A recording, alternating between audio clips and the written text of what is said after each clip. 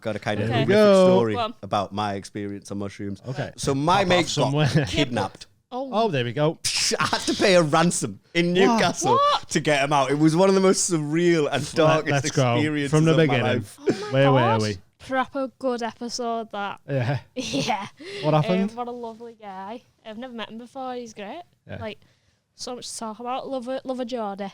Yeah, class, You got auntie. stories, the Geordies, aren't there? Yeah, you got all that to come. But before then, we're here to tell you about Patreon. Patreon. What's on the Patreon? Loads. So many things. There's you get an extra episode every week, Yep. and it might be a special where we're like burlesquing or and cooking. all inflexible and super cringy, Yeah. or cooking under the influence, Yeah. or what else? Most There's a other things under documentary the at the influence. Swingers. Oh, yeah. Ooh, we Axe also. throwing, sports day, which we're going to do another one of. Dungeons and Dragons, which we're going to do another one Oh, of. we're excited for that.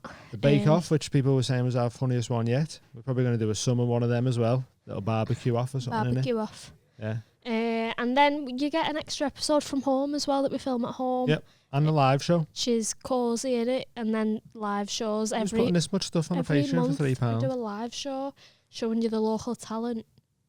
And there was one of them at a sex show, sex house, and stuff happened. Where a lady played the harmonica with a vagina. Where else for £3 can you see a woman play a harmonica with a fanny? Honestly, for £3, I genuinely don't know if there is Oh, somewhere else like No. that. it's all right. So you can get that today. www.patreon.com/the Mild High Club. £3 gets you early access to episodes 7 days early. You get the extra episode a week, and then £5 and £10 you get bonuses on top of that. You can get discounts on merch and tickets. £10 you get live show ticket free every month. Imagine if we had And double. the Patreon as well, is a direct link into the guests that we have. We put on there, and you can ask them questions directly. It's a good place to be. It's fun over there.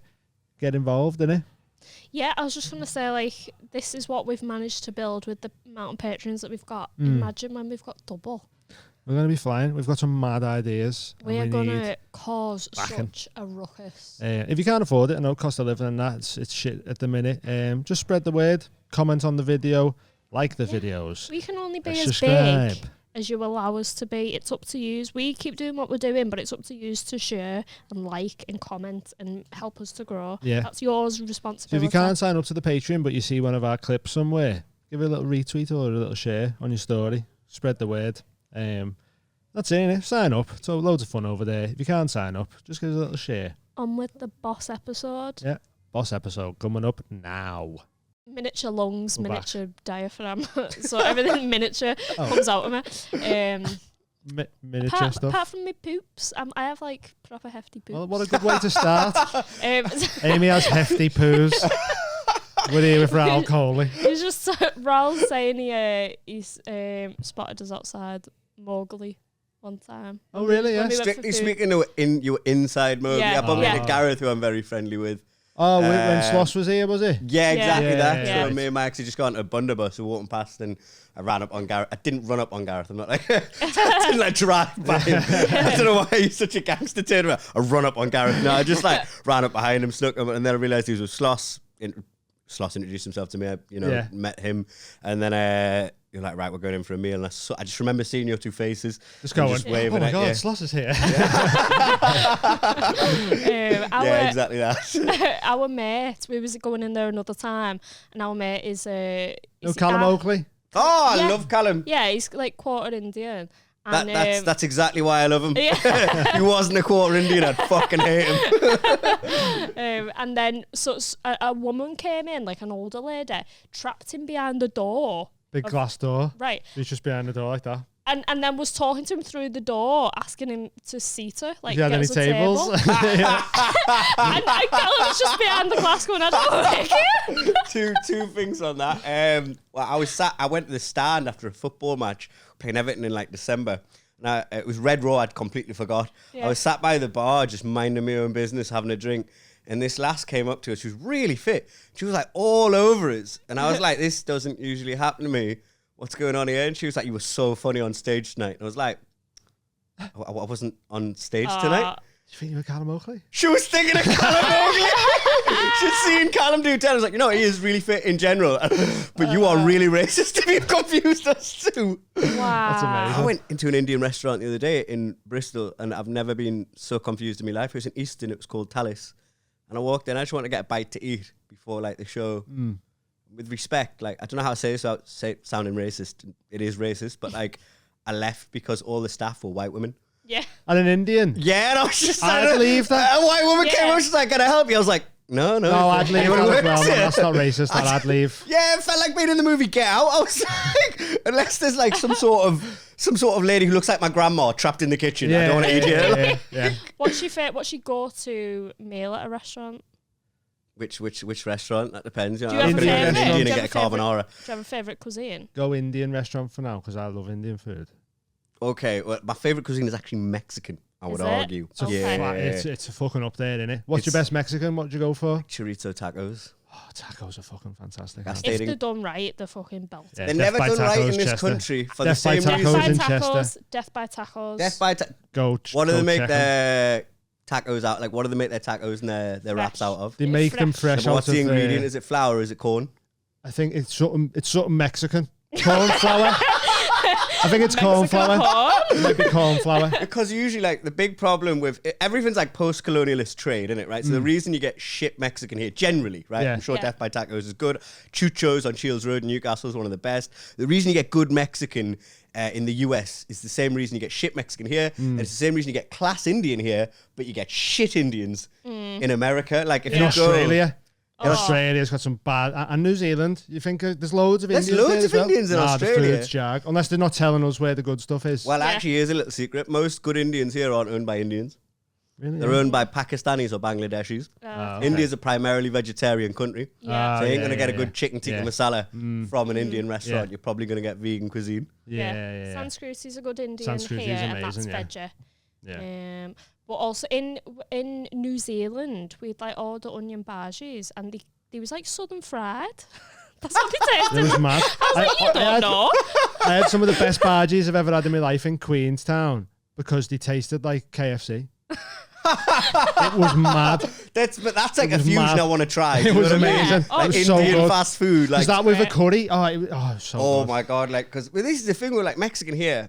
It's like if you've seen a lot of the early Mexicans in like the late 90s, mid thousands, it was all like Chiquitos. It's like California burrito. Yeah. But it's like authentic Yeah. California Yeah. burritos, authentic Jag. Texas Mexican. And you're like, Yeah. neither of these places are in Mexico. And that Yeah. makes me think if you go to LA, somewhere there's like this little hole in the wall, like authentic Indian restaurant. It's like authentic Bradford curries. That'd be so Yeah. funny. Yeah, that'd be class. My go-to, I really like spicy food, so I would order like a vindaloo or something. Really? Yeah, and whenever they bring them out as well, they always go to give him the spicy one because they assume I can't handle it. Ha! And I'm The like, spicy one. And I go, yeah, cheers. And then when they turn around, they go, fucking swap that. I just feel like, with respect, again, without sounding racist, which I'm going to, but just looking at the both of your complexions, Yeah. if I was working that restaurant, Go I'd here, be like, yeah. definitely Yeah, Amy, who's yeah. having the hot food here. Yeah. Yeah, I'll definitely. get you your lemon and herb in a minute, mate. Don't you No, worry. I'm Madras, yourself mate. in I'm there. Madras. That's all right. Yeah, you do all right. I'm all right with spice. I just don't choose to go too up because, one, it makes me feel pissed. And two, you can't taste That's anything why but I have spice. Okay, I agree with the second point. I don't know about that first point. I've never you never had felt a that, vindaloo no? and been like, oh, I feel like I've sank 7 Jaeger I bombs feel here.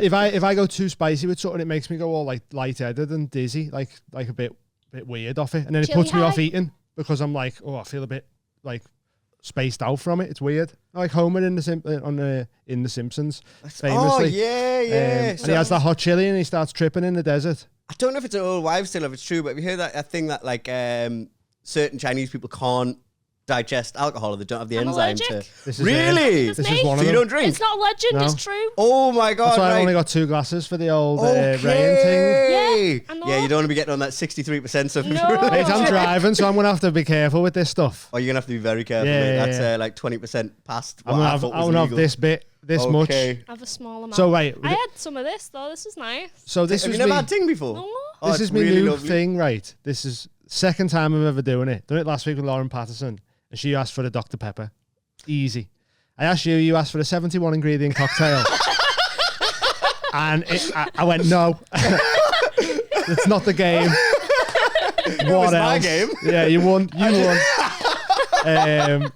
So we went for Ray and Ting, and so I'm gonna make one now. Oh, crack on. It is lovely, mind you. It's like a traditional sort of Jamaican drink. I used to work like, do you know, during the Olympics? I Want a worked. single or a double? I'll have a double, mate. Do you know what it is? This is right.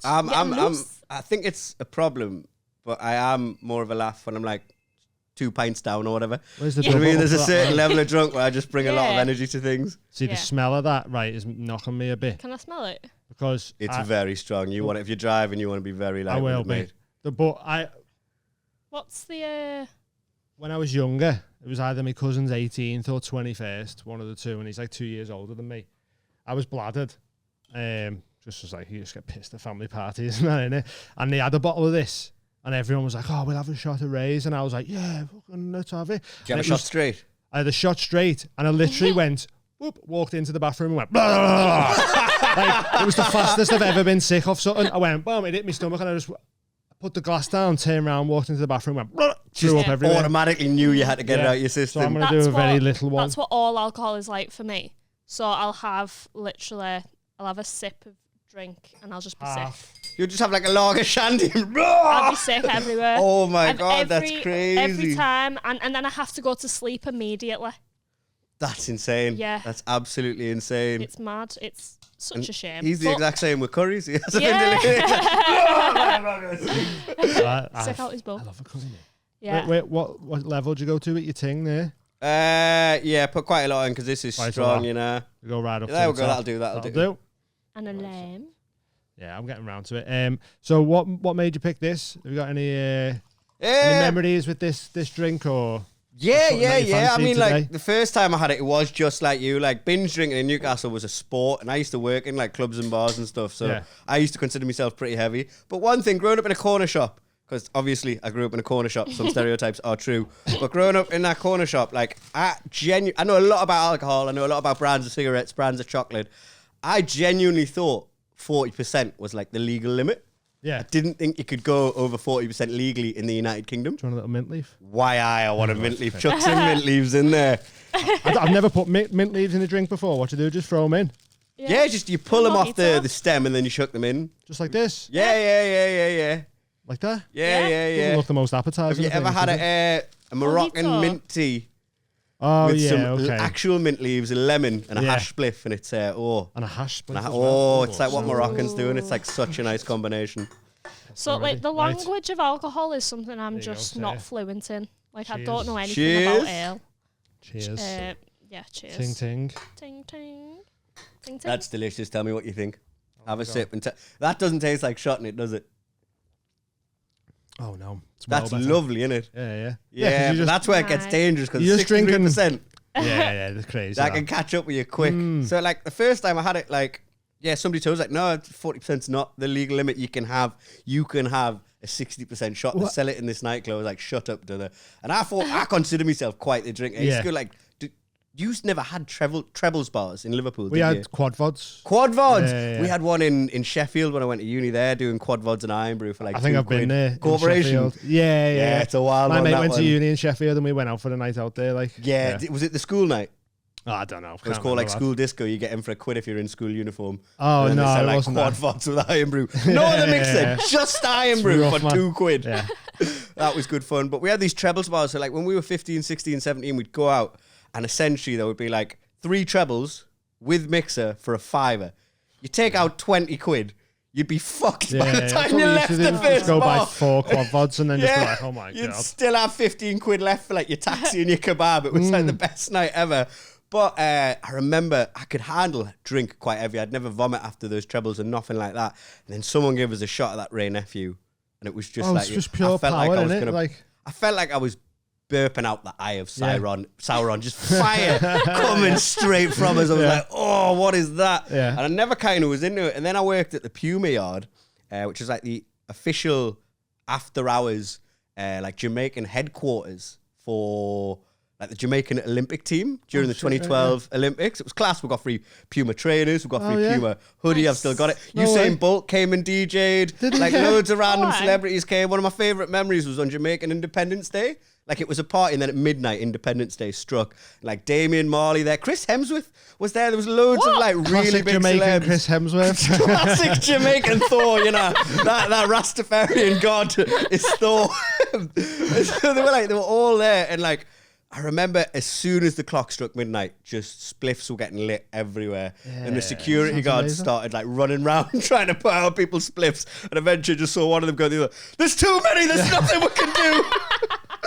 That's too big of a challenge. Yeah. That, That's the world I want to live in. Oh, Yeah. it was a lot of fun. I'd have to move to Jamaica. But there were two things that I always used to get there sort of for free at the end of my shift. At lunch, we'd always get like jerk chicken with sweet potatoes, sweet potato fries, rice, peas, coleslaw. It was lovely. But here's like a weird sort of reverse racism thing they did. Like when you went to the front desk, there was like these big Caribbean women, and they were like the friendliest ways there. They're like, "Oh, Raul, you're here for your jerk chicken. It's good to see you again. How's your day been, darling?" Yeah. And then because I was working there, I'd always like sneak around the back to take out the bins. And in the back, there was just like 3 young Portuguese men who were actually cooking it all. It was like not made by Jamaicans at all. Yeah. But then at the end of my shift, I always got a rain ting, and I was like, I got really used to them. I was like, these are lovely. It's Yeah. nice. The ting really is what gets you going, no, innit? Absolutely. You're like, yeah. oh, nice that. Like, It's that injection of sugar alongside the 60% alcohol. But I think as well, that was probably the last, thinking about it that way, that's probably the last summer I had free. Ever since that summer, I was doing the Fringe Festival. And so my summer's sort of always been a bit, I can't just get like mashed at festivals and stuff. Do you know what I mean? I'm always sort of working towards doing this hour. And the last thing you want to do is Trying get to do ill a show, before the Fringe, and you've lost your voice on day one. Yeah, and being hungover and then trying to do an hour and shit like that. Nah. Are you doing it this year? Yes. The Fringe, yeah. Got 3 shows on. Yeah. Yeah, crowd work, normal solo show, Yeah. and then a compilation show. You guys going I'm up? sick. We're coming up for a few days. We might set up podcast stuff in like a pub. That'd be really And cool. then There's a few just- beer gardens you yeah, could do it in whoever as just well. just tweet out and go 2 till 4. We're here recording. Come Yeah, down. Jump on. that'll be sick. Like I think that clashes with pop-up my pod. show.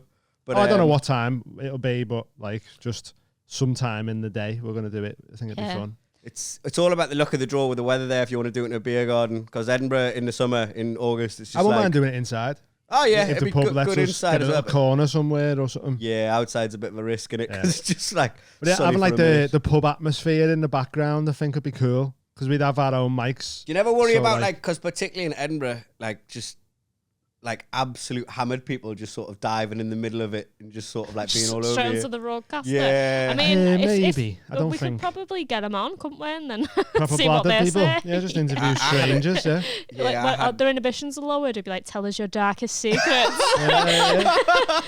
Just make them do mad shit and that, like, yeah.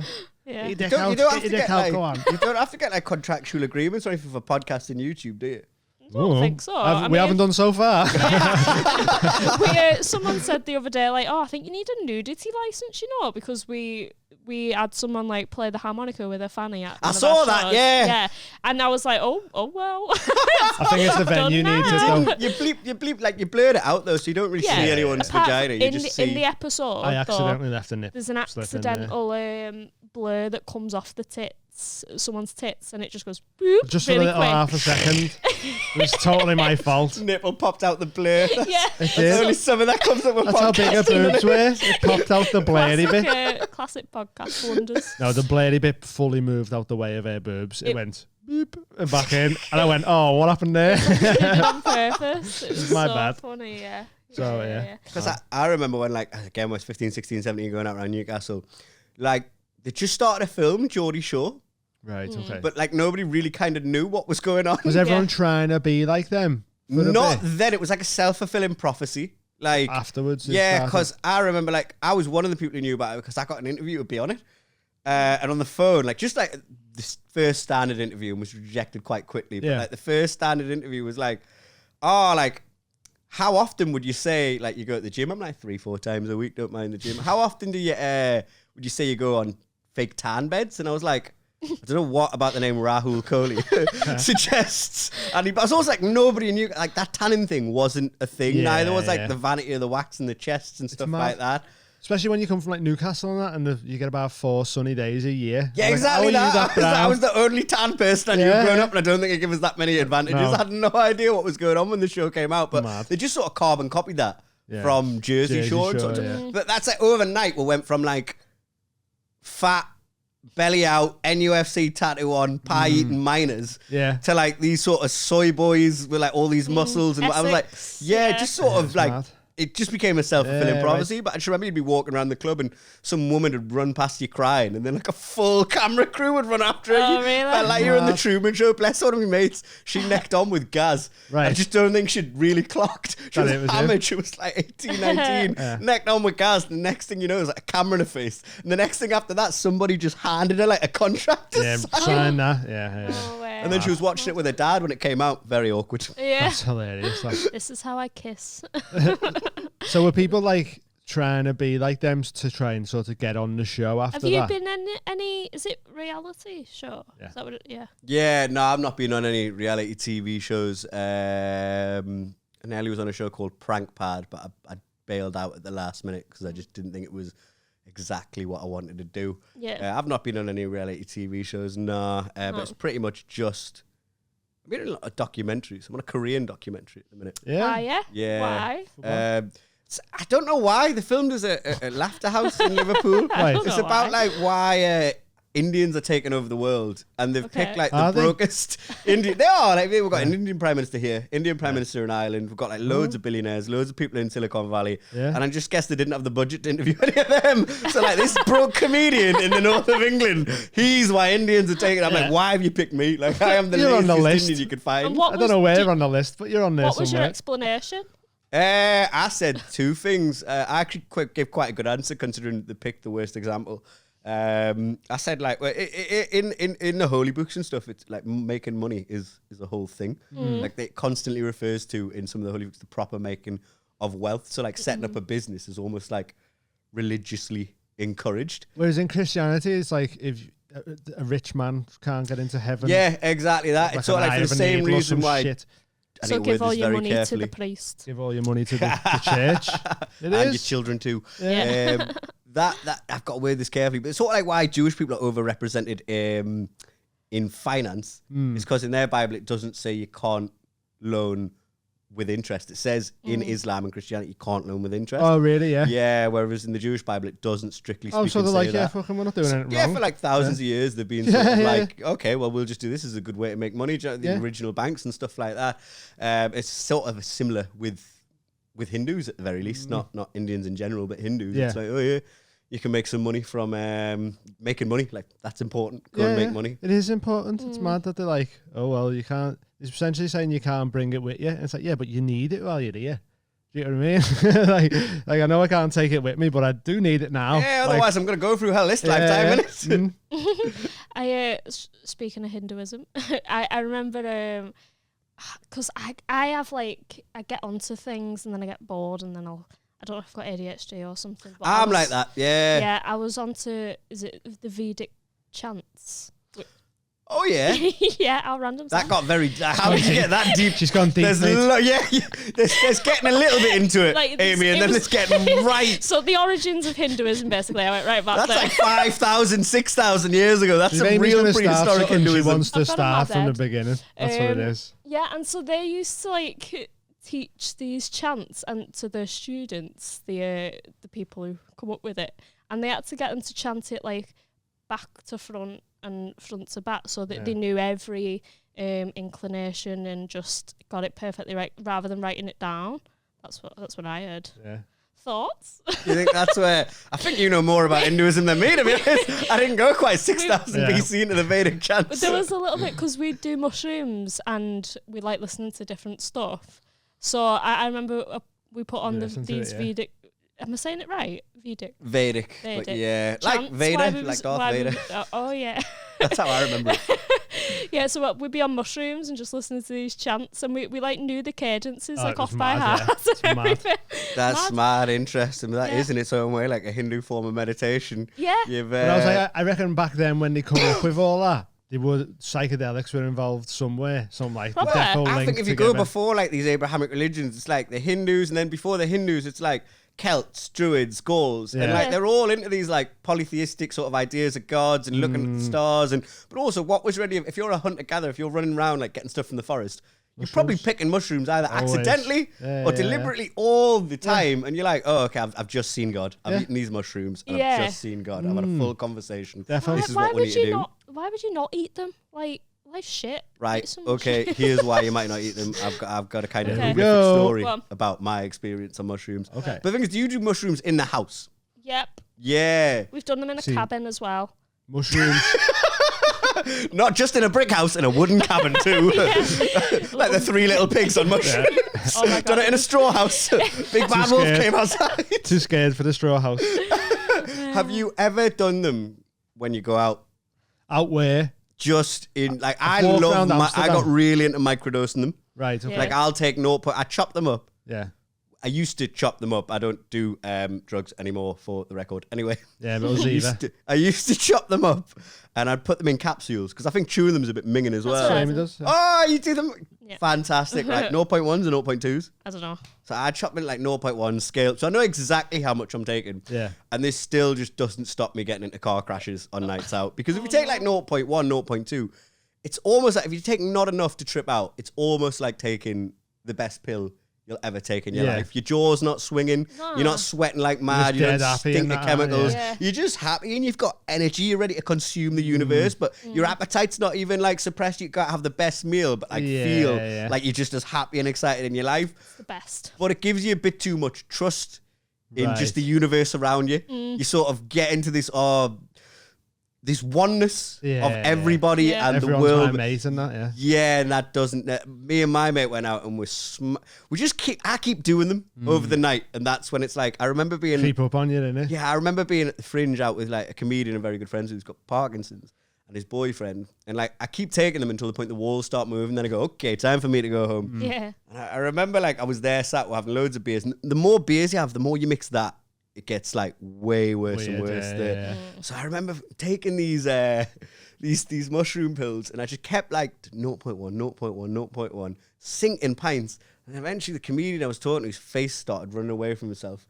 And I was like, right, I need to go home. That's not Parkinson's. Well, yeah, the next day I said this to his boyfriend. His boyfriend was like, that's not the mushrooms, that's just his condition. I was like, yeah, it is Parkinson's. And I was like, oh yeah. Genuinely, everything else was fine. It was just his face. Right. No. But this is sort of like how it gets a bit touch and go. And me and my mate, we smashed loads on a night out, amongst some other stuff. All Couldn't legal, go on a just night out alcohols. on them.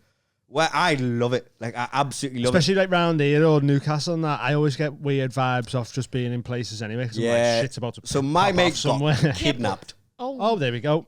I had to pay a ransom in Newcastle to get him out. It was one of the most surreal and darkest Let's go experiences from the of my beginning. life. Oh my Where God. were we? Yeah. And this wasn't mushrooms. This was really happened. This genuinely happened. Well, I don't know. Maybe if I look, the bank transfer is not Let's there. I'm pick pretty it apart sure it and see. happened. And he was pretty traumatized. He ended up going teetotal after that night. Okay, yeah. So, like, I'm pretty sure it happened, or it was the worst conjoined trip we've ever had in our lives. We were in this place called Spot White, and it's like, you've been at the Seven Oaks in Manchester. The gig, where the gig is, the pub. Yeah. But you ever been like when it closes at like 11 p.m.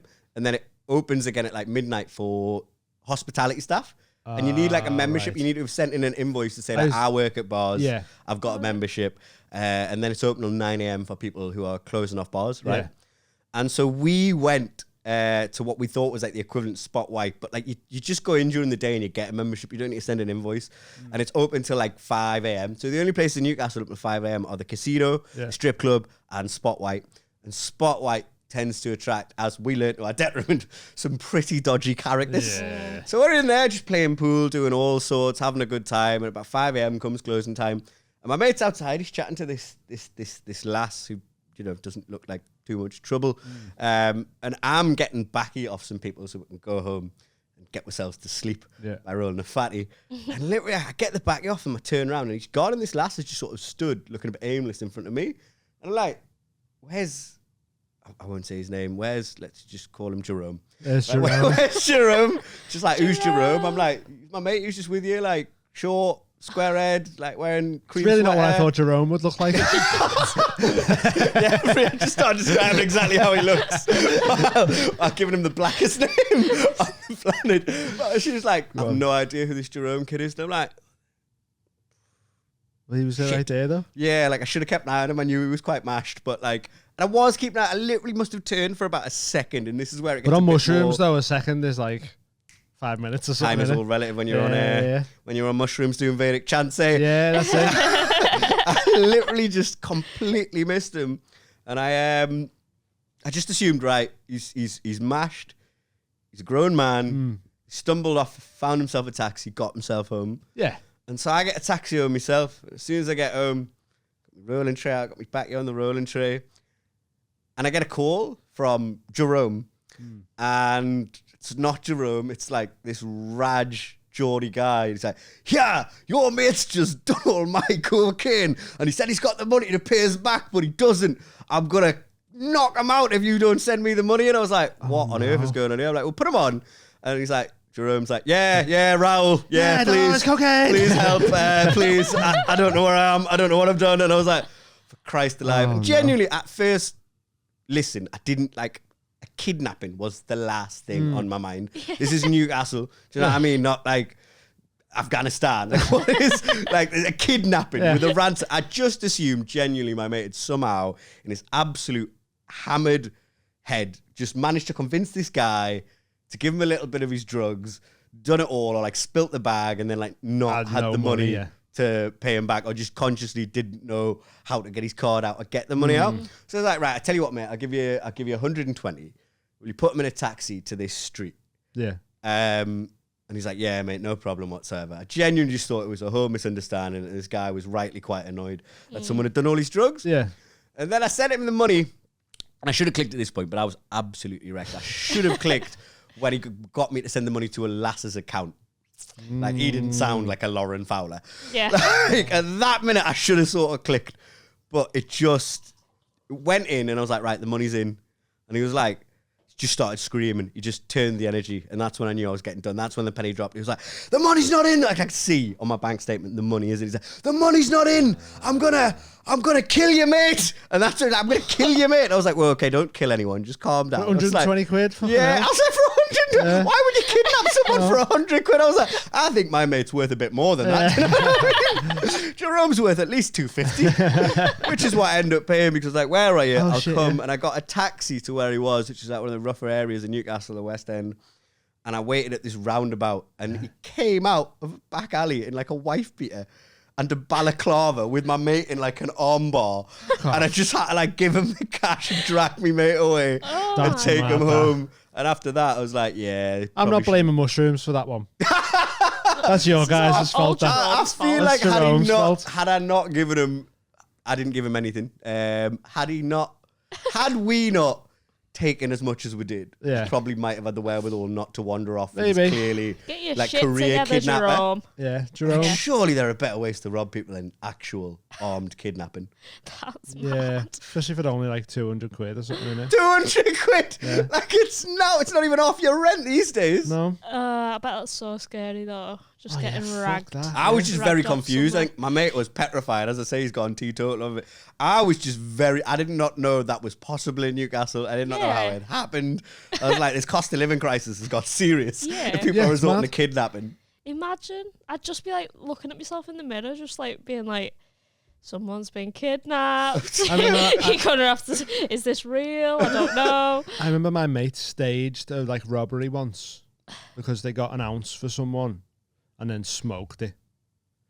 Oh, didn't you sell weed, but it was oregano? Oh no, that was just some kid in a park. Everyone's done that once upon a time. I've got a mate who's he was a drug dealer. He's turned his life around now. On stage, I refer to him as Specky Rizwan.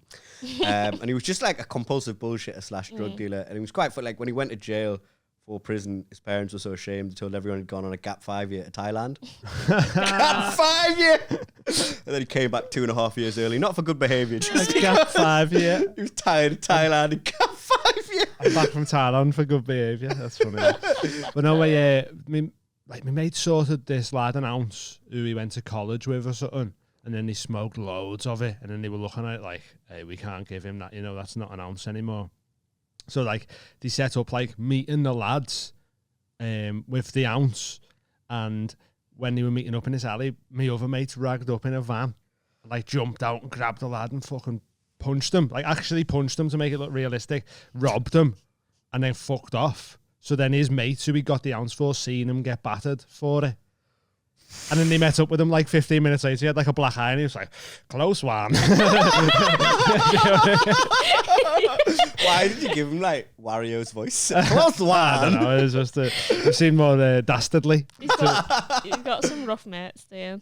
They weren't even rough ones though. Yeah, Do you know the thing? Like they weren't even the rough mates. Yeah. They were just like, So- they fucked up and they were like, right, we need a way out of this. Yeah. And sometimes once you get in and like you're already losing, you just make stupider and stupider decisions. They bought an ounce with someone else's money and smoked most of it. Yeah. And then yeah, shit, we don't have the money for this kid and we've smoked most of his weed. What do we do?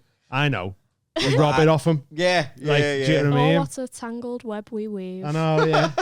Tell you what though, you can't knock them for their ingenuity. Yeah. Fast thinking on your feet. That, Yeah, it could be like a set designer or something, couldn't it? yeah. There's a lot of effort that's gone into that. Yeah. We'll get costumes, get your little fake beard. We'll get a makeup artist, do foundation. I would have loved to have seen how it actually... I wasn't there, I didn't see any of it. I would have loved to see how it actually looked, because it might have looked shit, Yeah, and the like other lads might have been like... Like A-level drama least, performance. Hey, Stop. give me that Like wrestling drum. punches. Yeah. Like the Sharks and the Jets down the alley. The other lads are just there going, they're just taking our weed there. What's going on? Dance punching.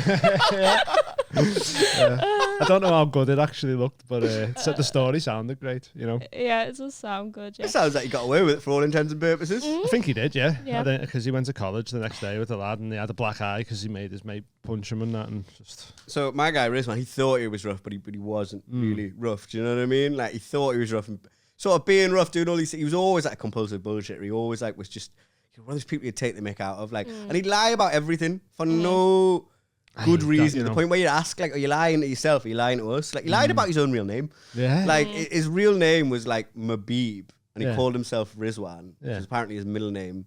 And like the reason we found out is he was sat at a bus stop. He's genuinely, he was sat at a bus stop, and he was banging on about this girly chag. We were all about like 13, 14. We knew it was bollocks in one ear out the other. And then one of my mates just snapped. He went, Rizwan, you are such a fucking liar. You lie about everything. I bet you even lie about your own real name. And he looked to the floor, burst out crying, and went, my real name's Mabib. He lied about Mabib, such a great word to come out after Just that in that crying. sentence as well, isn't My it? Your real name's name's Mabib. Oh no. So funny. Yeah, them characters, like it's Jay from the In-Between. Yeah, isn't this it? is what I say on say, like it's Jay from the In-Between has become an Asian drug dealer. That is like Mabib, that is Rizwan. So like, we've been done, like he basically, when he was 2 years older than us, so when he finished his GCSEs, he like rocked up where we were playing football on the field. He had like this big bag of green, and he was like, oh lads, we bought like an ounce, my first ounce of weed to celebrate. Finishing my GCSEs, and we were like, we thought he was so cool. We were like, oh my god, that's amazing. We'd barely seen any like green at that time either. Oh, seeing your first ounce is like, oh my god, what is that? Exactly that. Well, he kept telling everybody it was just like his thing. That's what makes him cool. Yeah. And he told somebody who told somebody who told their parents, and their parents rang the police and were like, the 4 Asian kids running around Jesmond, which is like the poshest area in Newcastle, with an ounce of weed. We came out of like the field, and like immediately like 3 police officers just swooped in. Well, the weird thing was, and this is it still pisses me off a bit, we're with about like 40 white kids. It was right? my mates in police officer outfits. Well, they didn't get much, because like, as soon as they get our shit, I was more scared of my parents than I was the police. And I had like 2 cans of Red Stripe on us, like threw them under the car. They like dived under the car. They like held me and the 3 other Asian kids against the wall. Didn't check any of the white kids. Just let the white kids over there. We could have easily passed it on. Racist. But they went through like all the stuff. They were like, they found the big bag of the ounce on Rizwan. They were like, all right, can we arrest him then? And like one of the police officers smells it, and he's like, no, not for oregano, we can't. He just bought it from like a herbal store. It was literally just like one of those fake. We were just like, can't believe you got the police here just for oregano. That's a proper in-betweeners moment, that as Yeah. well, isn't it? Like getting caught with your fake weed. Well, so bad, The that. best one he did was he used to, when he went to college, he used to sell, do you remember MCAT? Yeah, I never tried it, but I remember it. I remember it being about. Sell MCAT and Yeah. claim to other kids in college and claim it was like cocaine. So he'd buy it for like £3 a gram. He'd Yeah. sell it on for like £100 a gram. Fucking And he used to sell it to this quite hard What? Russian kid. yeah. I forget his name. Let's just call him Vladimir for all intents Jerome. and purposes. Jerome the second. Russian Jerome. Everyone's Fyodor. Jerome in my stories. And I remember like going with him to drop off like a gram. And this Russian kid had got wind of it. And this Russian kid, like, as soon as Rizwan got out of the car, like, held him up against the wall. Like, Yeah. I hear you've been selling me MCAT claiming it's cocaine. I'm going to fucking kill you if this is true. God. And Rizwan's over there, like, when his back's up against the wall, like it literally was, he will just respond and, like, come up with some bullshit to get him out of the scenario. Yeah. And he was like, no, I can prove it, genuinely, I can prove it. He's like, prove it then, drops him, goes to the boot of the car, gets out, like, a calculator, like a scientific calculator, and like some crocodile clips. I don't know why he had crocodile clips. He lifted them from his chemistry class, got one end of the crocodile clips, put them on the top of the calculator, got the other end, put them inside the bag of MCAT, stood for about 5 minutes. Boobs. Yeah, that's what I was thinking. Just type in some. I literally showed him the calculator. Could have just said boobs. Genuinely, Amy. I had no idea what he'd actually typed in there. I knew it was all. Nobody but he showed it to the Russian kid. The Russian kid was like, I knew I could trust you, Rizwan. Thank you very my much. God. Let's Oh go. my Hilarious. god, he could have his own sitcom. Like, I've done like 2 whole solo shows just about his life story. Like one of the funny but slightly depressing was when he went to prison. He was drug. He was on his own. He didn't know anyone, and he kept getting shit kicked out of him by white supremacists. So everything was like in gangs in prison. So he joined a terrorist organization briefly. It was just for protection. He was literally with like Blackpool Al Qaeda or something mad like that. But he never got beaten up after that. He had protection. Yeah, I'm not surprised, mate. It's part of Blackpool, like Al Qaeda. You know? it's not good, is it, when you're like, oh, I guess I'm going to have to become a terrorist. It's shit that I'd have to become a white supremacist to, survive prison. yeah. You shave their head, you've got the look, do you know what I mean? With them? Yeah, to be fair. Where's me guys? Yeah. Mad. Wow. It's time for Feel Supreme advert. Feel Supreme Roulette. Tell me when to stop. Stop. What have we got? Oh, this is what Thing I'm you've on. Literally just taken one before this show. 5-HTP. I've just had some, what does it say? Griffonia simplicifolia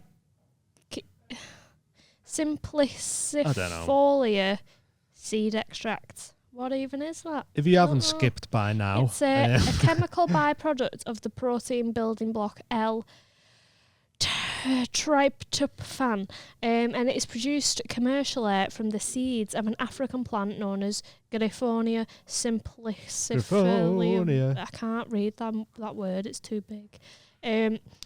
5-HTP If you want some of that. works in the brain and central nervous system by increasing the production of the chemical serotonin. Woo woo! Serotonin in a bottle? Are you messing? What? Why? What we gigging for?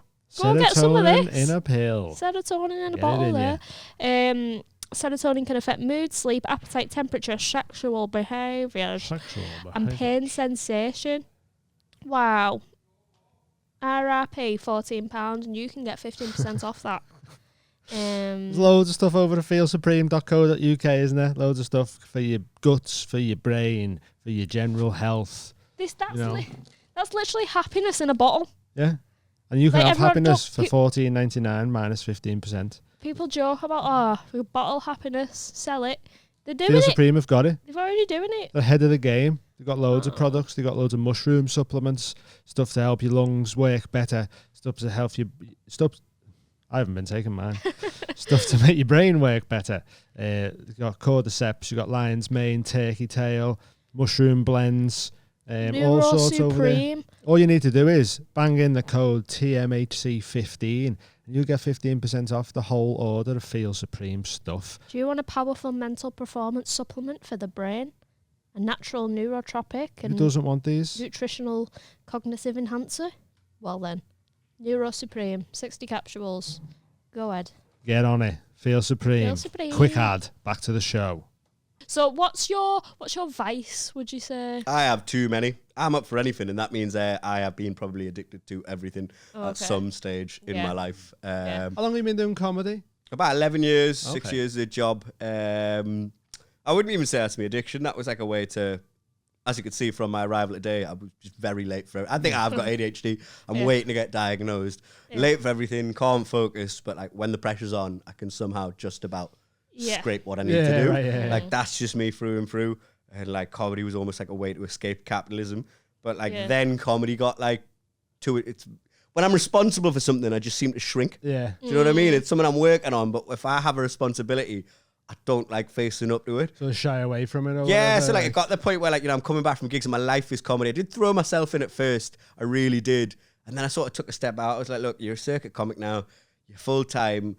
But I can't watch comedy specials anymore drifting off to bed because this is where I've been at the Yeah. minute, because I've just hit like 5 and a bit years. Yeah. So I've just gone full time with it, and now I'm like, I can't watch stand up anymore. You overanalyze everything, and it's like revision more than it is. I just hang out with comedians now. Like someone asked me something, do you know anyone that could do this? And I went, I don't know, people might be gigging. And he was like, anyone outside the comedy? I was like, I don't speak to anyone outside the comedy anymore. And the worst thing is when you get talking to people and they find out you do comedy, and then like you just answer their questions as if it's your set.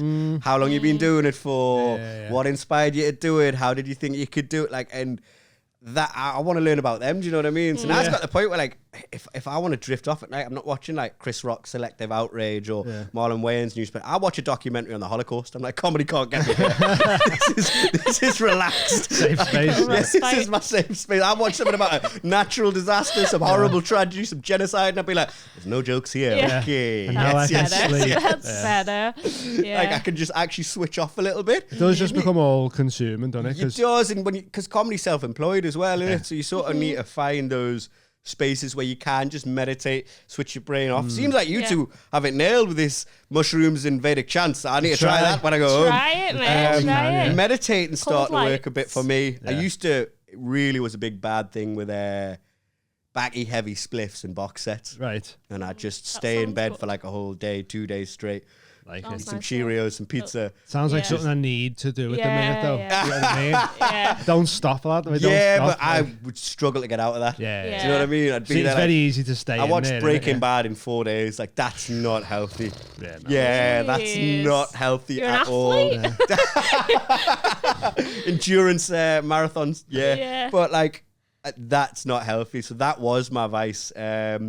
Now I'm trying to get healthier vices. I got the gym. That works good Good for one us. to have, yeah. Before it was spliffs and box sets. It was binge drinking. But then that sort of just caught up while I was doing comedy. Because when you get offered a free drink, the first thing when you turn up to work every night, that can sort of bring See, I it. sort of got out of drinking before I started comedy. Like I used to drink a lot, and then I slowly got out of it because we were living in Australia. Didn't really know that many people to go out with, So and it was expensive, dead in expensive on top Australia. of it. It's like $20 for a fucking double Jack and Coke or whatever, double rum and Coke, like $10 shots it was.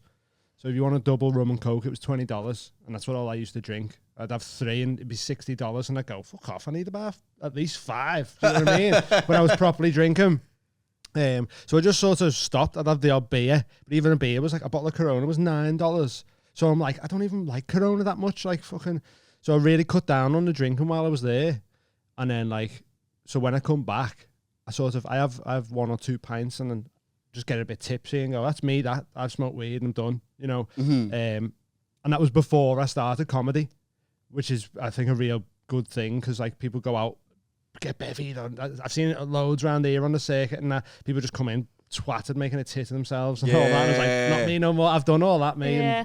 If I could drink, I'd probably be dead by now. So it's a good thing that Been I've through some can't- shit, haven't you? So Yeah, so it's a blessing. But this is like life is all relative, isn't it? So like, I wasn't drinking that badly when I knew I could go home and have a spliff. Yeah. Do you know what I mean? That would sort of yeah, rein you've got me in. something else. But like, that brought with it its own problems. I'd wake up because I'd stay up watching telly, and then the next day I'm waking up late and I'm drowsy and I'm all over. Yeah. And like the tobacco for me, if you're allergic to, I think to some degree I'm allergic to tobacco. It makes me really anxious and really aggressive and really sort of like just edgy. I'm not myself. I'm not like the personality and the energy I am when I'm smoking tobacco. And it took me a long time to realize that. So once I gave that up, I felt like a whole new man. I felt like I was smashing my gigs better. I felt like I was more present in every moment. But then that just brings with it its own problems because then, let's take a few mushroom pills and have some. Oh, my mate's been kidnapped. And it's just been like I've just keep running into the night. There's just a void that needs filling with something in it. Like, exactly. You stop doing that. Like our fucking boiler man, he said he used to be a bad alcoholic and all that, and then he goes, now I just eat jellies. He's like, I spend like 40 quid a week on jellies now. Like, that's like his new addiction, just to fucking, because they need something. That's it. You need something to just like fill that gap. And like mine, after I gave up smoking those spliffs, was just running into the night. And the problem is when you're with people you trust, like that's fine. But when you're a comic and you're on the road like I am, you're alone a lot of the time. So you'll just find strangers. And you don't know them, you don't trust them. And solo drinking can be a bit sad as well. So you go to a pub, you'll have like the one pint, which is all right, I think, you know what I mean? But then you'll find someone, you'll meet them, and then you go out with them. But you're still that outsider. And then they'll drag you into some shit you don't want to do. And then you're just like, oh, yeah, why not? Like, I'm with these strangers. And that just brought with it its own problems, I think.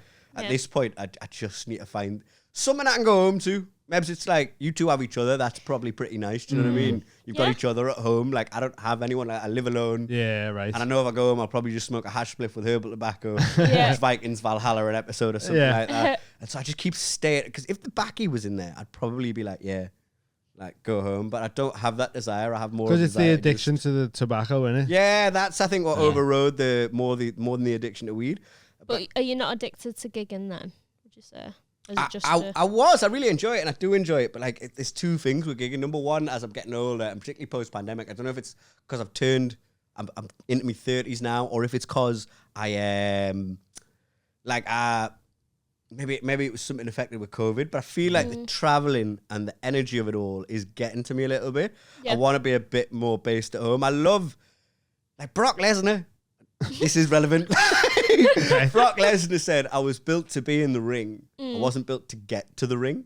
Right. I kind of feel like as I'm getting older, I'm feeling that a bit more. I still love being on stage, but I struggle. With the 3-hour drives. The 7-hour drives to Wales. I don't do megabuses anymore, thank God. But even the trains are so unreliable in this country. Where are you based? Newcastle. I think that's what's made it worse as well. I used to be based in London and Manchester, which are a bit more central, and the transport's a bit better. And then like travelling back to Newcastle, sometimes I'm on battle 2, 3, 4, 5, and that's kind of killing me. But I've got investment, I've got projects that are very Newcastle based that they require me to be in Newcastle, where I have to be there, and I've plonked myself there, but that's sort of causing a bit of an issue. So I want to have a laugh. I want to be writing jokes and cracking jokes, but I want to be spending less time traveling. But it just isn't that. You've got hot water here. You've got laughed out. In Manchester, there's like 2 open mics you can do every night. And I miss open mics. I really miss. That's like some of the most exciting part of it. Just trying something, taking a risk, and when you do get, oh no, this is funny. This isn't just a daft thought. I had it last night. Yeah, I literally had it last night. That's it. Like, and we don't have enough of them in Newcastle. We've got like Red Raw on the Wednesday. That's always chocker though, isn't it? With chocker, but like the waiting list is. Do you know what I mean? I'll get 2 dates closing there a year, which is fine. It's the most in demand. I can't even get on the Red Raw bit. Oh, really? Oh, just keep applying. Like, they're very in demand. Like, back before, way back when I was starting out, it was like widely regarded, and it still is the nicest room to do comedy in. Like, that is the kindest room. It's the best room. 250 people, the room full, wall to wall. So it's just high in demand. People will come up from like London, from Cornwall to do that, Edinburgh and Glasgow for free. And I think that says a lot about it. But we have that, and then we have like Tuesday long lives, and that's mainly for the most part just comics and a few of their friends. You don't really have like, I get jealous of Manchester and Amsterdam, where it's just a room full of strangers. So if a joke works there, it's gonna be it'll work in a club, it'll work in a circuit. But yes, I think I am addicted to gigging, but I want to bring it. It's a bit more localized. Where's your favourite and least favourite places to gig? Stan Newcastle for me is still like weekends, Wednesday, whatever it is. I absolutely love that place. I love gigging at all the stands. Frog and Bucket has become quite a favourite of mine. I used to hate it there because I used to do the Gong show. And when they play 8 Mile, Eminem, Lose Yourself, I'm like, you fucking pieces of shit. That outside. Building the nails to me, please. That just comes on the radio or something. I'm like, fuck off. There's 3 in it. It's All My Life, Let's Get It Started, and 8 Mile. They're the 3 that they play before the show starts at the Frog. Yeah. All 3 of them are just tainted now. Yeah. At the stand, we've got Reet Petit. It's like Yeah. I forget who it's by. And like when that just occasionally comes on the radio or in a bar, like I just, oh God, I've got to be on stage. What's happening now? Yeah. So like there's those 2 really high up for me. I do like months in Amsterdam, and I have the best of times. Like When did you do them? Sorry? When did you do them? Well, I just did 2 weeks, like 2 weeks straight, living with my friend in the centre of the red light district. Oh, sick. So bang in the tourist area. Like, are many gigs there though? Loads of gigs, because Really, Amsterdam's like, you have 2 things about it. Like, it's close to the Fringe 24/7 as I've possibly seen. Yeah. In the sense that you just got these waves of tourists coming in looking for All things the to do. time. Yeah. And well, even the Dutch people there speak better English than me. Yeah. You know what I mean? Like, so I know that country better than most Dutch people. I've gigged in villages, I've gigged in towns, I've gigged in cities, I've covered that country, which is one of those things where by chance I went at the right time before the tourist industry had boomed, looking to do gigs there. I just loved the country and I loved smoking weed. Yeah. So I'd stay in this hostel. You can't get it anymore. It's €6 a bed, like a 24 dorm. I'm not getting paid. I'm just running around doing open mics. Yeah. And I was quite good and sort of was there as the circuit was being built. So now that the circuit has been built and it's very lucrative, I can go back there and do like 2 weeks, a month worth of gigs. And That's sick. the best times in my life. I treat it as like a little vacation. I just like, because I'm usually going there. I went in September for like 3 weeks and I've come after the Fringe, so I'm really circuit ready. And I'm just cycling around, getting blazed in coffee shops all days. That's amazing. And then going to gigs and then just Do cycling home. you need circuit support? Oh, mate, I'll give you all the details after come. that, mate. There's quite a few. There's quite a few clubs that'll have you on. that'll be Definitely sick. easy. You'll have a great time out there. So I want to go back, but like it makes sense going back and try and get a bit of paid work for me. There's Or enough- just gig at least over there. There's you know, enough paid work out there. There's the Comedy Cafe. yeah. We owned went by- to one that's just on like. Is the one just on the red light district, or maybe just the next street off? We went and it was like there was an open mic. I think it might have been. De Pryle.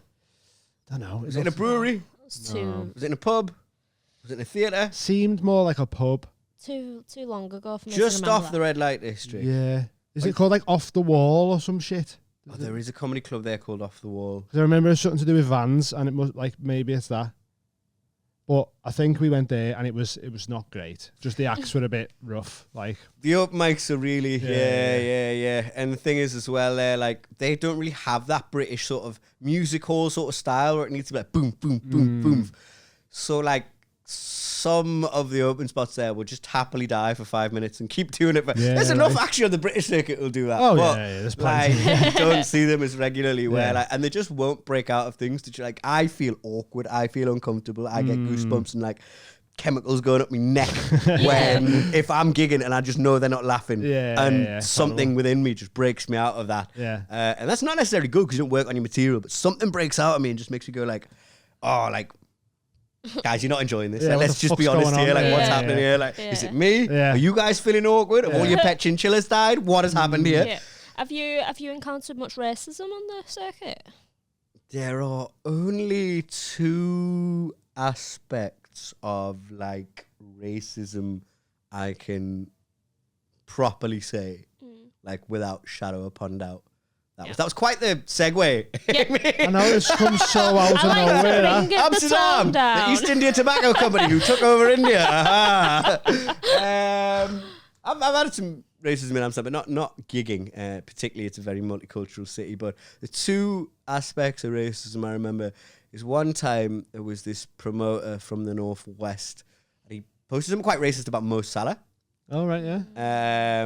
Called him like a little terrorist or something, and like said he should blow himself up during the Champions League final. Oh, brilliant. And I commented something saying like, this is a bit out of order, like you can't really be saying this. Yeah. And then he replied to me being like, fuck off, you Pakistani bastard. And I was like, I'm not Pakistani, I'm from a country that hates them more than you can dream of. I hate them more than you hate them, shut up. Exactly that. So, like, I just kept having his life. He was clearly drunk. He was clearly like a very mentally ill man. And then in fairness, the vast majority of the circuit saw it and came out in my defence and were like, this guy can never run shows. Like, I don't want him gigging. You're banned from my venue. The thing is, as well, when you're pissed, people use it as an excuse. But it's like people say that's when the truth comes out, though. Yeah, but people go, "Oh, I was drunk. I'm sorry." And it's like, well, no, but you tell the truth there. Absolutely, your true side come out there, and you didn't let it. You didn't like it. So drunk man's words or a sober man's thoughts and all that. But like, I don't know. I have a particular view on racism. I feel like my life is inherently better than any racist's. Like, I don't feel the need to hate on anyone. I don't feel the need to work to any particular group and just be like, whoa. Like, I just don't feel the need to be calling out people like that. Like, I'm a happy guy. So. Any sort of hate is just wasted energy and comes from a place of just fucking lack in it. You know, exactly. Like hate comes from misery. Hurt people. Yeah. And so, like, I can feel a certain way about that. But why? Do you know what I mean? I just sympathize for that person. I feel sorry for them. And they have someone in their life that they need to sort. Because if your life is messed up and you've blamed like all of the Asians. Somehow. That's ridiculous. I don't know how you can draw that conclusion, but you're clearly not in a happy place. You need to take some mushrooms, do some Vedic chants. Maybe you'll be all right. The other time was it was a Gong show in the northeast I did. And I had them. I really had them quite well. Yeah. And then like I switched direction to talking stuff about growing up. Was being it Stockton? Asian. The Gong. No comment. Okay. I don't. I cut that bit out Because as I say, I don't really care about racism, but like Kermit then. I do want to work for most clubs, and I have no integrity. So anyway, and like I said, like being Asian and just the booze started raining down at being Asian. Boo being Asian. Wow. You've not even heard the joke. Yes, boo. I mean, what's mad is that they didn't boo straight away. Yeah. He went, he must tan like them Geordie Shore. That was the first joke. And then he went, I'm Asian. He went, boo. That was the first joke I ever told on stage. Oh, really? It was a chat-up line I used when I was in Freshers Week. Because, you meet people and you'd be like, oh, I'm from Newcastle. But if you have seen Geordie Shore, this is Indian heritage, not flawless fake tan. Right, yeah. And then that was the first joke I ever told on stage. Yeah. Wow. But they're the only two experiences I've really had for the most part. I mean, that's good then, at least. Actually, I take that back. I've been racially abused every time an audience hasn't laughed. Every single joke that has died. That's fair. Because of racism. I'll take that. Yeah. I don't think I'm gonna do any Gong shows. I don't want to. I don't think you really sort of need to these days. I'm gonna be more picky with it, I think. I mean, I absolutely died on my ass at that Stockton Gong, and now Pete Vincent books me. Yeah. Well, there you go. Pete's a really great booker if he likes you. That's what I mean. He knows that's a particular. But Gong shows were a way like once upon a time. Things have changed immeasurably over the past sort of 5-6 years, and it's thanks to people like you.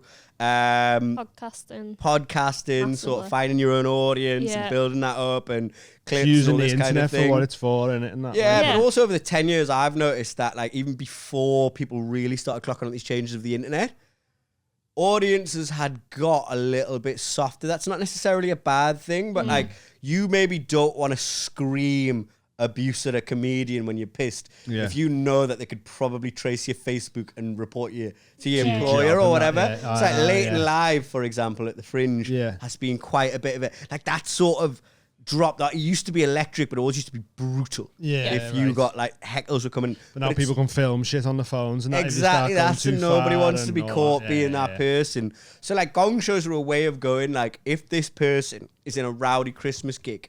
Like I once started a riot in Liverpool during a Christmas gig. Like I could tell you that story in a minute, but like it was wild. I've never seen anything like that. Go ahead. But like if like it's a way of working out like on a rowdy Saturday night, if you're getting heckled, if things are turned against you, can you still handle yourself? Have you got the chops? You know what I mean? Can you do club comedy? Whereas I don't quite in certain rooms, but I don't quite feel there is still the risk, but it's not as ever present as it once was. Right. Do you want to fill me up another rum? Yes, go ahead, lad. And I will tell us a tale. Tell you this riot story. Go ahead, bro. Do you want your mint leaves are a bit old now though. Chuck in a few more, mate. Chuck in a few more mint leaves. Why not? Go on. Do you want a single or a double? What are you doing in Liverpool, by the way? Well, I'm gigging in Manchester all week, so I was at Jokes at the Oaks yesterday, doing your podcast today. I'm in closing the Lafayette tomorrow. Oh, nice. And then I'm Single, at the Frog Yeah, all weekend. Sweet. And then I'm doing Wozniak's podcast on Monday. Oh, nice. Okay. And then I'm back home on the Tuesday. Oh, lovely little trip. Yeah, so it's a little northwest trip. Yeah. Oh, cool. But the Baltic Triangle. Yeah. Have you ever been there, gig there? Baltic Market? No. Yeah. It looks like Ancoats in Manchester. It looks like an industrial estate. Mm. You ever been there? Yeah. You ever gigged there? I've gigged in the Baltic Market. I don't know if it's the Baltic Market itself, but I just remember being booked there. And I had a bit of a thing about Christmas gigs anyway, because I remember reading Alan Carr's autobiography, where he said he did the first Christmas gig he did, he went on stage and for 3 minutes just got booed, heckles non-stop. Yeah. And then he broke down, screamed at the audience and left the stage after 7. And they were and then came off and the promoter and all the other acts were just laughing. They were like, yeah, welcome to Christmas gigs. Yeah, right. It's the worst, aren't they? All that to come. Oh yeah, all that to come. You might want to do some gong shows to prepare for them. So go on. It's my birthday. Set the scene. So I arrive at the Baltic Triangle, and back then it wasn't quite what it is. Is it? I've not been since. How long ago was it? This must have been 2017, maybe 18. Okay, so it might have just been when it was first sort of. It really felt like I turned up and I was like, there can't be a gig here. This looks like a set from Peaky Blinders. It's just factory buildings, from old mills and stuff. Yeah. And I couldn't see any business in sight. Yeah. I was like, this is the building. So I walk into what appears to be this giant factory from the 1800s. And I walk in, and inside it's actually banging. It's the decor is lovely. This club is bouncing. Yeah. There are people all over, just dancing, having a good time. Everyone's dressed to the nines. The bouncers are I've got my little rucksack because obviously, and the bouncers are oh, can we check your bag? I'm oh, I'm a comedian. Where's the oh, don't worry, you're right at the top. And then it just the vibes kept changing. So I go through that party, and I walk through this abandoned factory hallway. It would have been perfect to have a house DJ gig there, right, yeah. But empty. It just felt a bit creepy. I felt like Neo walking through the Matrix when he sort of first breaking out. And then I go up and a few stairs. Get the top, and the promoter's there, and he's setting out those little plastic foldable chairs. Yeah, right. He's setting them out, right? And it's me and another ex, Chris McCausland. Do you know Chris McCausland? Yeah. So it's me and him, right? And he's setting out all these chairs. It's just him there. It's just me. And he literally turns and goes, Raul, mate, if you go on stage and don't get a single laugh tonight, I don't care, mate. Get ready for Christmas gigs. I was just what the hell are these Christmas gigs like? But I was also just you know what? Nah, I want to. I was at that stage 5-6 years. I'm breaking into proper paid work. I want to show them I'm here to stay. I'm here to do well at Christmas gigs. I'm gonna body this, right? So people start filling in. The room's full, and it's sort of chairs going that way, chairs going that way, chairs going that way. I'm on the stage. Yeah.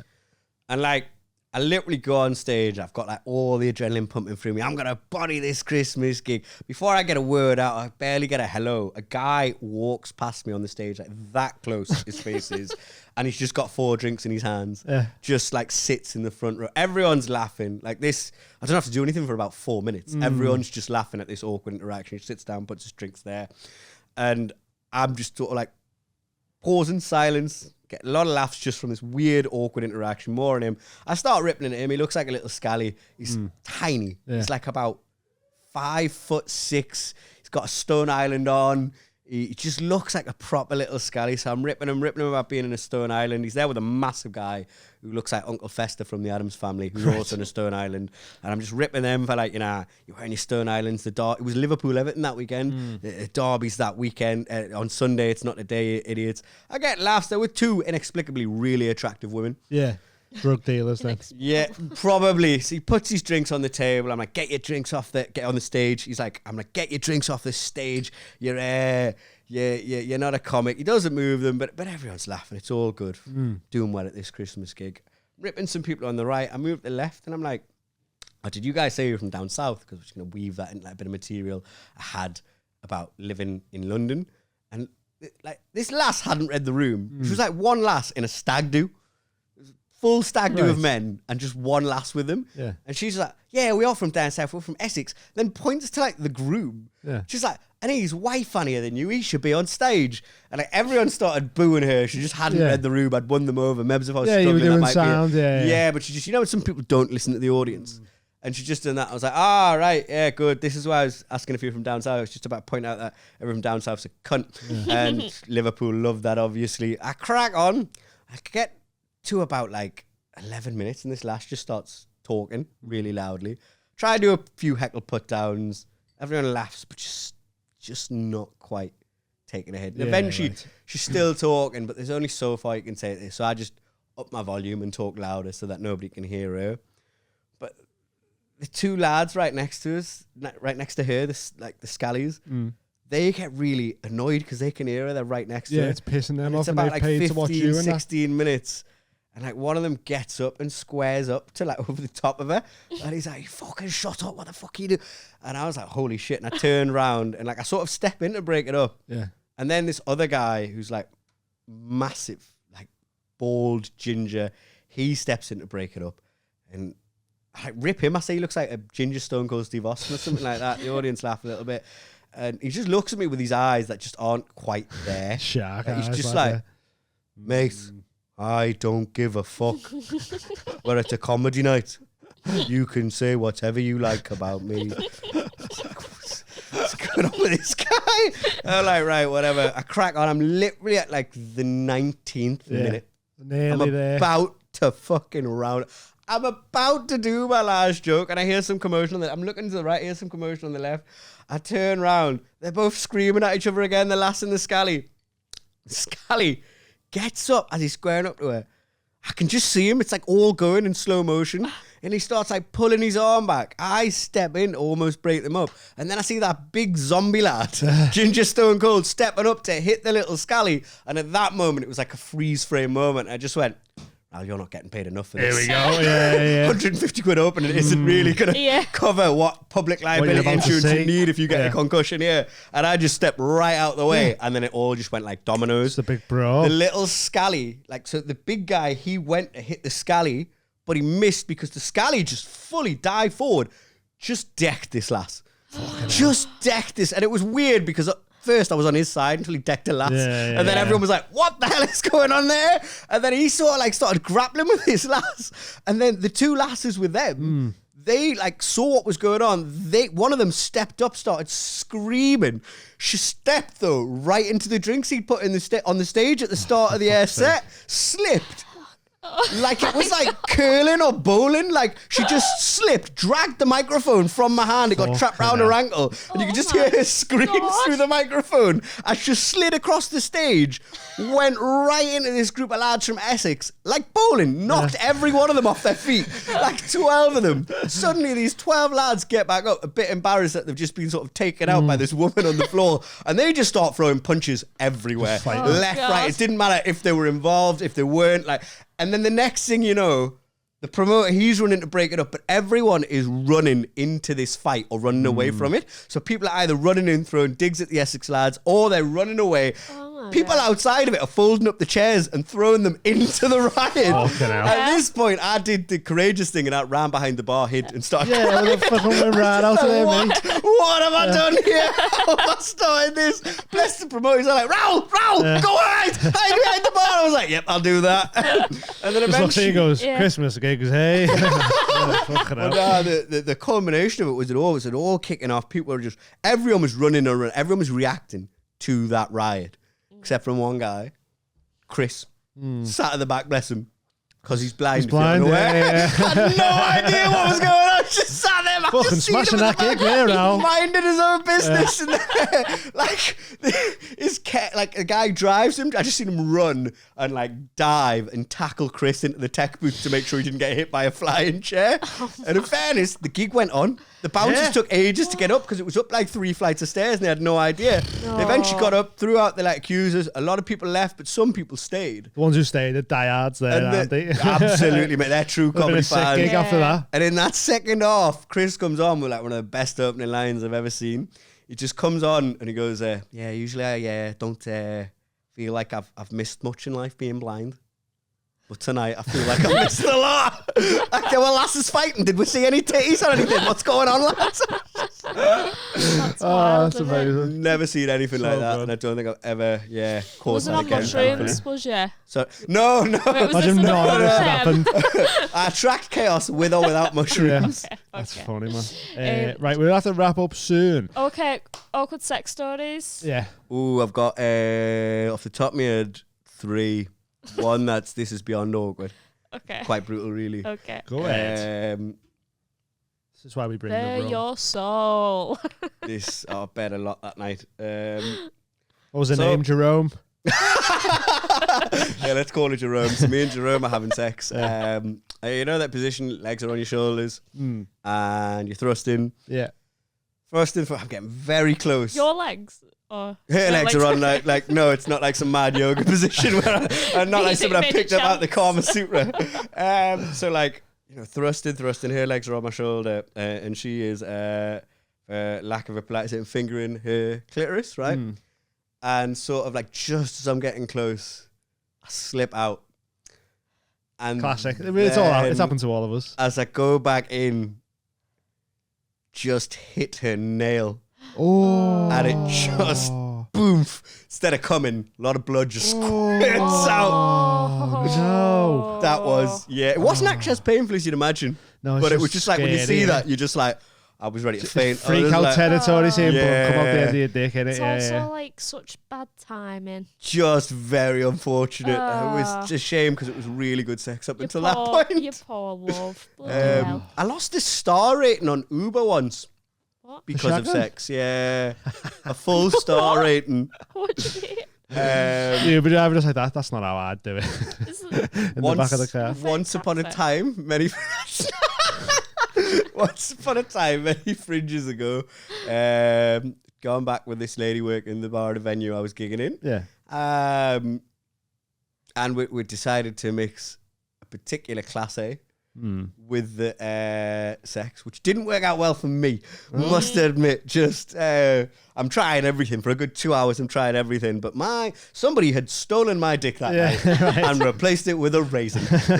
Like, just nothing was happening, and eventually I just took the L. Bless her, she didn't even take the L. I was like, look, this clearly isn't Isn't working. happening, Look, this, let's maybe meet another night and maybe not introduce the class A's. Like, Yeah. it's just, you know, that's what's happened. And she's like, yeah, okay, cool. And then we're in a porch and I'm waiting for a taxi to take us back to mine. And then, like, as the taxi arrives, I don't know what happens. The blood just starts flooding back. Yeah. So it just floods back out of nowhere. So we just start shagging all over a porch. But the taxi's waiting still. The taxi leaves, we're finished. I order another taxi. But from there, do you know what it's like after Class A's? You just won't stop. Right. I just keep getting on and so at this point, I've missed Every about, time it comes, yeah, another one. 4 taxis. And my Uber rate went down a full star the next day. I was like, oh, that was good. Yeah, it was worth a star, actually. well, yeah, it takes a star for that. Devastated. Have you ever, you don't have a dog, do you? We got Two. two. You got 2. Mm. How do you used to do it when they were puppies? And they were- We've only had them for a few months. We rescued, not rescued them, rehomed them. how old are they? 2 and 3. Yeah. So how do they feel like when they're left alone? Are they all right? Yeah, the sound, yeah. Okay, they because never I was got a seeing chance. lads who had a puppy that obviously it was a puppy, Yeah. so it didn't like. Being alone. Being and shit. alone. Mm. Yeah. So either you had to try and make love while the puppy was crying outside, Yeah. Yeah. and the crying sort of put me off. I Yeah. didn't have the heart to quite shout at a puppy. I didn't really feel like that would Not with an train it erection either. well. So the puppy would just be in the room watching. Yeah. You know what I mean? I'm open-minded sexually. I will have a third watch, but not if it's like a golden Labrador. Yeah. And then like just, you know, going at it, and just got over the puppy, and then it just came and sat down next to me. Oh. Just, you know what I mean? It's quite hard to like thrust when you've got a golden Labrador right next to Something you. so cute looking at you. It was, yeah. And I was just like, nah, this is not going to work Yeah. tonight. You're going to have to find a puppy It's sitter. funny that. Just like Yeah. playing fetch. Yeah, it's just, but that was it. Like, I was thrusting, you trying to be set, and it's just there. Yeah. And I'm like, no, this absolutely is not happening. Oh, that's all No, of we're that. all right, aren't we? Because they kind of... Right, got our their own bed. Dave, our dog's called Dave. That could have been anyone. That could have been your uncle, your pal. The cuckold in the corner. Yeah. So, yeah, and he goes under blankets. So he, like, burrows himself in the corner, and you can do what you He want. covers his own eyes. Oh, that's Yeah, perfect. yeah. That dog knows. That dog's the best Yeah. wingman you could ask for. He's such a good boy, and Dave. Yeah, he's he's boss. proper chill. He's a Dave, wingman, yeah. Right, have we got? How long have we got? About 10 minutes max, I Okay, think. so I've. Do you want to do your most shameful moment and your proudest moment? Proudest moment off the top of my head was probably... So I was at that stage where I was just shifting from, I'm becoming a full-time comedian here. Yeah. And I was getting into TV and radio. And I had just done a Radio 4 show called State of the Nation. Yeah. And I'd really outshone everybody on that bill. Everybody on that bill has since gone on to do way better than I have. Yeah. Longevity-wise, like, their careers are really good. I remember one of them being Tom Allen. Yeah. Another was LSJ. They're way ahead of me. Just, it's consistent. It's every day, where it's just that night I really outshone them. Yeah, right. And like I took them out in Newcastle after. We all had a good time, and like I always kind of liked Ellis and sort of looked up to him. So I really felt like, I'd really made it. I came on with a McDonald's, and then I put on the TV, BBC iPlayer, just to find something to watch. And my face was on BBC iPlayer because I'd just done BBC Big Asian Comedy Night. Nice. And I'd smoked a spliff. I just smashed State of the Nation. I had a McDonald's and my face was on iPlayer. Yeah. That Yeah. for me was just a last thing, Ah. like, ooh, I'm here now. I've Yeah, arrived. yeah. Nice. And then my most shameful moment was probably immediately the next day after, when I woke up to like the paper bag of the McDonald's on my head, fries all over my bed, and I changed my Tinder profile picture to like iPlayer. My face on. I was like, come There's on. a jizz on it. Yeah. Yeah. These violent delights of violent ends. Yeah. That's funny, that one. That is funny, yeah. Well, I think we've got a class time there, man. We've got some class stories. We'll have to get you on again when we've got a bit more time, but we've got a live show tonight, so we're a bit... Oh, you're a bit against it. today. Yeah, yeah. We could have had an extra half an No, hour, it's all good, man. It's all No, good. it's all right, yeah. But yeah, definitely get you back on next time you're in Liverpool. It'd be class. I do have a brilliant story the last time I stayed in a hostel in Goodison Park as well. Oh, I can't Wanna tease do us that? with that. You want to do it now? Yeah. Yeah. Sure? Yeah. Do it now and then plug whatever you've got to plug. Right, and then okay. we'll You've been in the get off. Goodison Park area. Yeah. It's quite rough, that area, eh? Very rough, yeah. Really rough. Yeah, yeah. We were there for a By where stag do. Keegan lives. Yeah, We it's were rough. there for a stag do, and the best man had really misread the situation. He booked like a gaff above a pub, and in fairness, it was like a lad's pad, but I felt like just walking around the place looking at the former decor, like it clearly was a brass house turned into like a lad's Like an pad for Airbnb stags or do. something, Yeah. And like it was rough. Me and my mate went a day early, and like two things I noticed. One, there was just all these homeless kids running around this Airbnb. Yeah. They were like 11, 12, like little scallies, and they were all rolling up spliffs and smoking them. Yeah. And I just didn't know what was going on. Like the landlady of this pub, this Airbnb, seemed to have adopted these kids like some Like a scouts foster kid faking. or something. Yeah. Like, well, because they're all drug dealers as well. Like I Yeah. found that out later when I went to the shops, and the shop, like my dad's corner shop, was in a rough area of town. Yeah. This shop had everything behind bulletproof windows, even the Freddos. Yeah.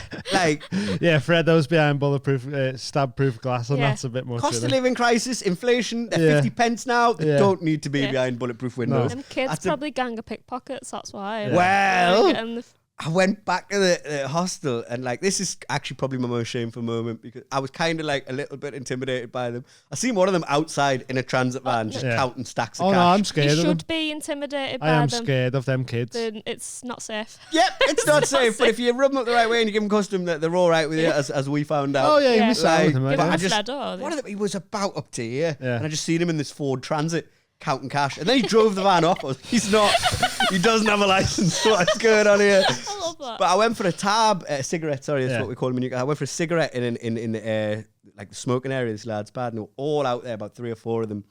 When I get talking to them, genuinely, I felt quite sympathetic if their story was true. Turns out Yeah. they're all like homeless, and they'd been adopted by this landlady out the kindness of her Yeah, heart. right. And the reason they're like so small is because a lot of them were sort of malnourished. Right. But they were all like selling I drugs. think that's why. You know what I mean? I had pneumonia as a baby, so I've just not got oxygen. Maybe, yeah. Now Your I'm mum maybe- couldn't drink that Guinness because she was allergic to I it. know, yeah. But yeah, they were just like there. They were like, you know, imagine looking at these like little infant faces.